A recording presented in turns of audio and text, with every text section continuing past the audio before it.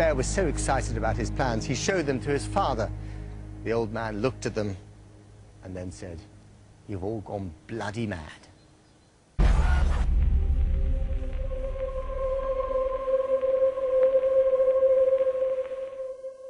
But for the young architect, it was the opportunity of a lifetime.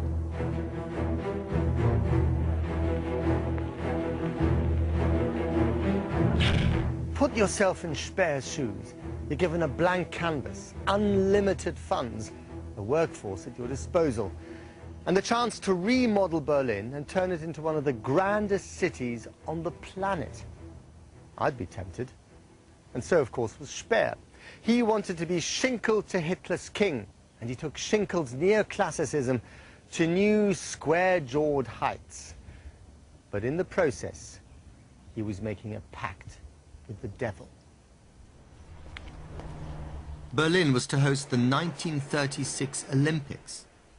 Hitler asked Speer to oversee the building of a vast new stadium to demonstrate to the watching world how to put on a show, Nazi style.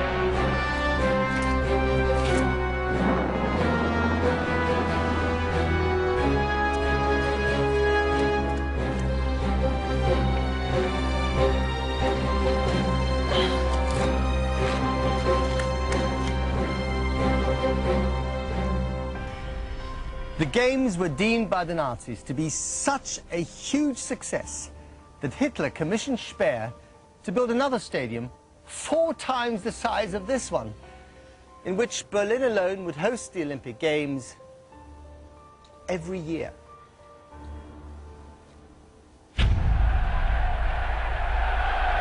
Wir sehen den Grundstein der Beginn der Arbeit des Umbaus von Groß-Berlin.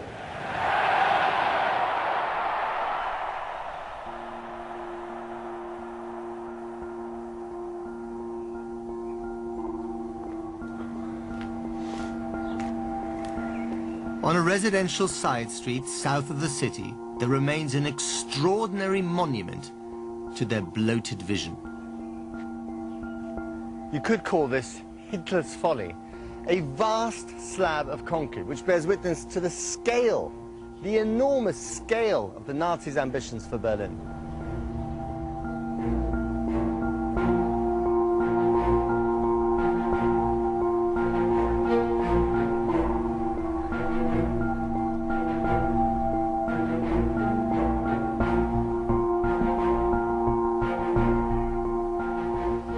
Here in 1941, the sole purpose of this slab was to see whether the marshy soil of Berlin would literally take the weight of Hitler's ambitions for Germania. This was to be the site of Hitler's giant triumphal arch, the southern gateway to Germania. But guess what? It didn't work. The slab sank into the boggy soil of Berlin and has remained there ever since, an unintended monument to Hitler's hubris.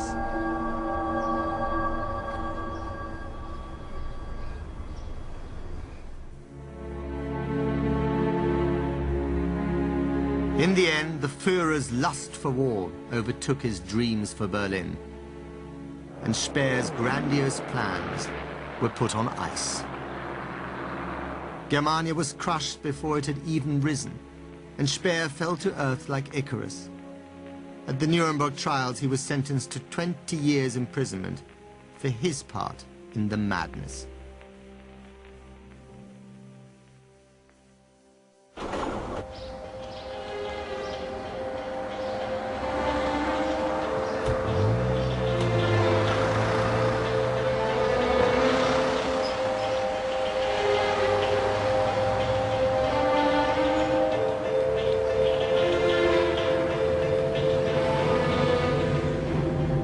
On October the 1st, 1966, an aging Albert Speer was finally released from Spandau prison. As he drove slowly through the still ruined streets of Berlin, he tried to imagine what his Germania would have looked like.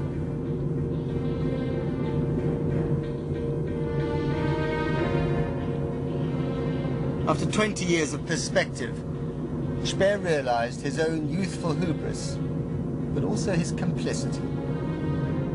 And Germania, rather like Atlantis, would remain a city forever lost in myth.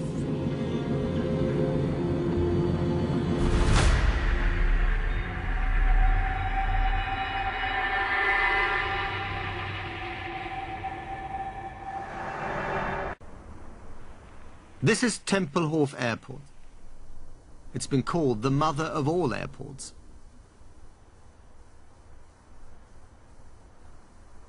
Built by the Nazis, it continued serving the city until recently.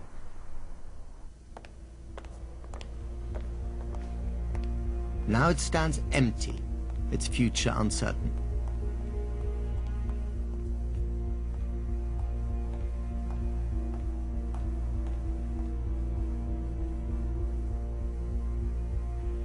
It's a remarkable, spooky building that poses for me an almost unanswerable question. This is still one of the biggest buildings in Europe today. I mean, there's no doubt that it's impressive, awe-inspiring. Just look at the dimensions of it. And of course, that's exactly the way the Nazis intended it to be. But here's the question that bothers me. Am I allowed to like a building that was constructed by a regime like the Nazis? Is there such a thing as original sin and morality in architecture?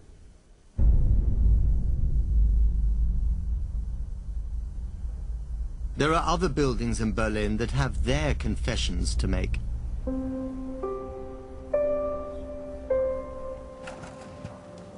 Ich arbeite jetzt schon 18 Jahre in diesem Gebäude.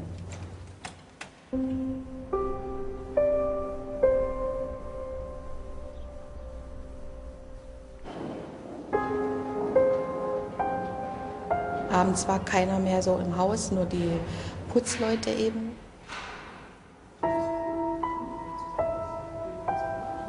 Das war eben wirklich sehr gespenstisch manchmal.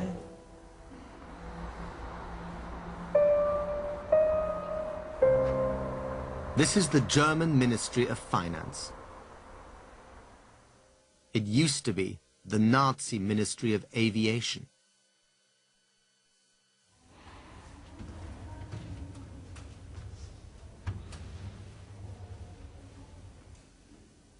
Also der Keller hatte teilweise Räume, wo eben so Gucklöcher an den Türen waren, dass man annahm, dass dahinter Verhörungsräume waren, wo eben die Soldaten oder eben Desertierte, die dort unten verhört werden oder wurden.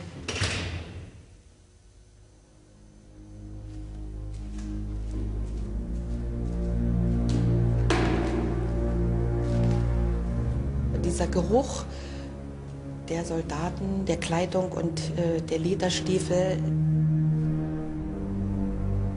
der war einfach noch vorhanden. Das konnte man einfach noch riechen und ja, hören, die Stiefelabsätze, die da lang marschiert sind.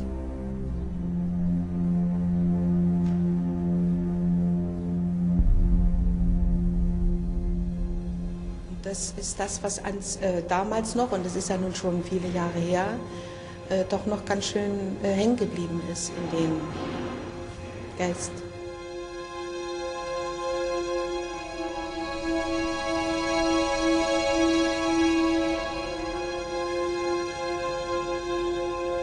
Kann man das eigentlich nicht wegwischen.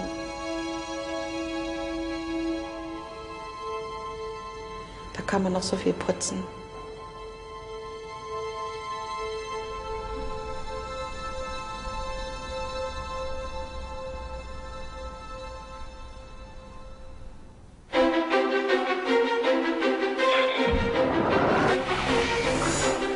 But Berlin is a city that simply won't give up.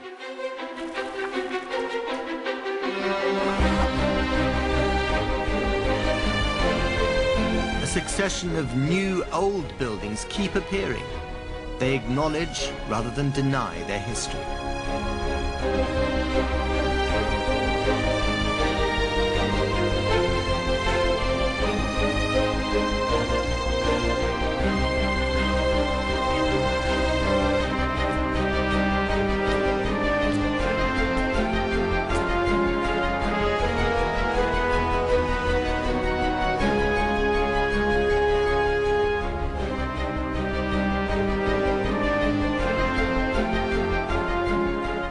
Berlin and turn it into one of the grandest cities on the planet. I'd be tempted. And so, of course, was Speer. He wanted to be Schinkel to Hitler's king, and he took Schinkel's neoclassicism to new square-jawed heights.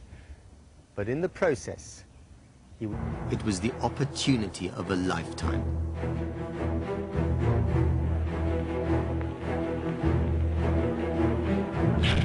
Put yourself in Speer's shoes. You're given a blank canvas, unlimited funds, a workforce at your disposal, and the chance to remodel. Who's making a pact with the devil. Berlin was to host the 1936 Olympics.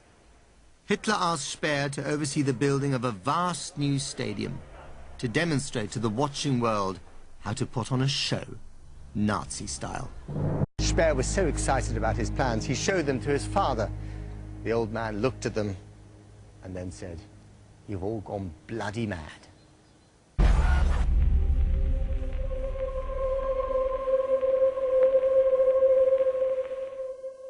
But for the young architect,